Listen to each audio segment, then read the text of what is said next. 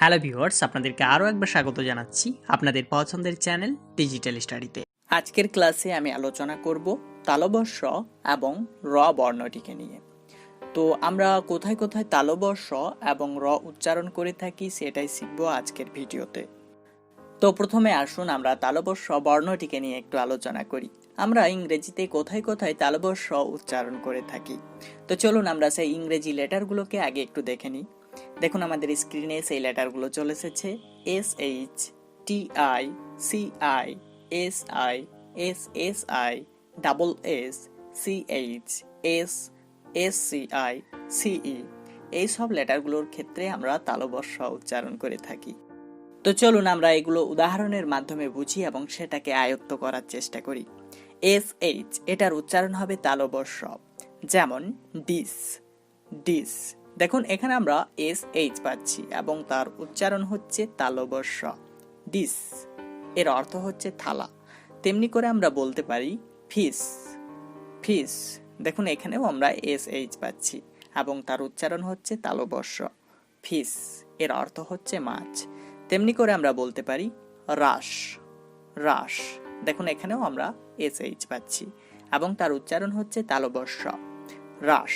এর অর্থ হচ্ছে ভিড়। এবার আসুন আমরা দেখে নিই TI এর উচ্চারণও আমরা কোথায় তালবশ র পাই। Ration, ration. দেখুন এখানে আমরা TI কে পাচ্ছি এবং তার উচ্চারণ হচ্ছে তালবশ র, রেশন। এর অর্থ হচ্ছে খাদ্য যোগান দেওয়া। নেক্সট CI, এই দুটি লেটারও তালবশ র এর উচ্চারণ করতে পারে, যেমন স্পেশাল, স্পেশাল। দেখুন এখানে আমরা সি এবং আই কে পাচ্ছি এবং তার উচ্চারণ হচ্ছে তালবশ র, স্পেশাল। এর অর্থ হচ্ছে বিশেষ। তেমনি করে আমরা বলতে পারি সোশ্যাল, সোশ্যাল। দেখুন এখানেও আমরা সি এবং আই কেই পাচ্ছি এবং তার উচ্চারণ হচ্ছে তালবশ র, সোশ্যাল। এর অর্থ হচ্ছে সামাজিক। নেক্সট SI, এই দুটি লেটারও তালবশ র এর উচ্চারণ করতে পারে, যেমন এশিয়া, এশিয়া।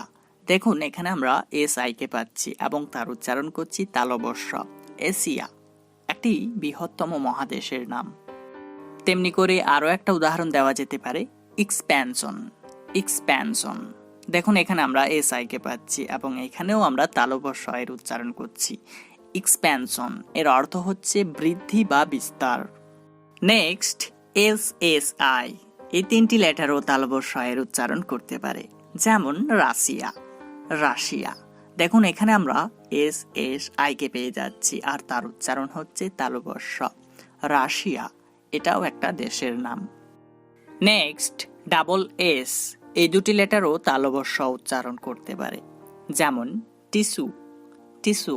দেখুন এখানে আমরা ডাবল S পাচ্ছি এবং তার উচ্চারণ হচ্ছে তালবশ র, টিস্যু। এর অর্থ হচ্ছে নরম পাতলা কাগজ।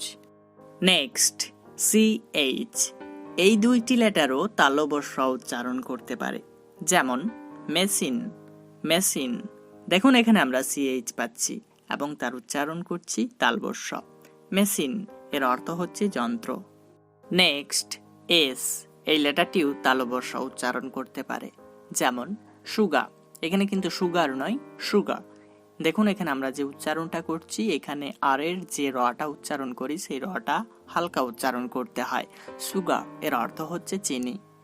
নেক্সট SCI, এই তিনটি লেটারও তালবশ র উচ্চারণ করতে পারে, যেমন কনসেন্স, কনসেন্স।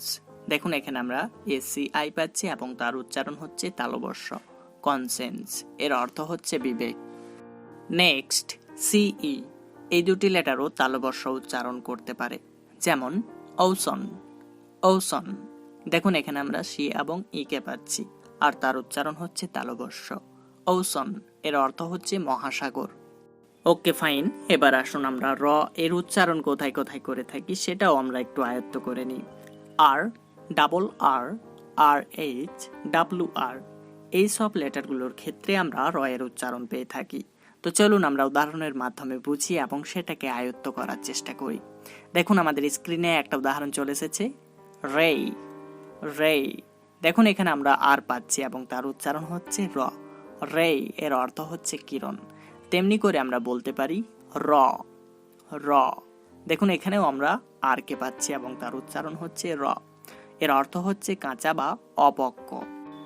নেক্সট ডাবল আর, এই দুটি লেটারও র এর উচ্চারণ করতে পারে, যেমন প্যারেট, প্যারেট। দেখুন এখানে আমরা ডাবল আর পাচ্ছি এবং তার উচ্চারণ হচ্ছে র, প্যারেট। এর অর্থ হচ্ছে টিয়া পাখি। নেক্সট আর এইচ, এই দুটি লেটারও র এর উচ্চারণ করতে পারে, যেমন রাইম, রাইম। দেখুন এখানে আমরা আর এইচ পাচ্ছি এবং তার উচ্চারণ করছি র, রাইম। এর অর্থ হচ্ছে ছড়া। নেক্সট ডাব্লু আর, এই দুটি লেটারও র এর উচ্চারণ করতে পারে, যেমন রং, রং। এর অর্থ হচ্ছে ভুল। তো দেখুন এখানে আমরা ডাব্লু আর পাচ্ছি এবং তার উচ্চারণ হচ্ছে র। তো বন্ধুরা, এই ছিল আজকে আমাদের তালবর্ষ এবং র এর বিস্তারিত আলোচনা।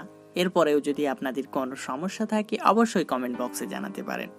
তো সাক্ষাৎ হচ্ছে পরবর্তী ভিডিওতে। ভালো থাকবেন সবাই।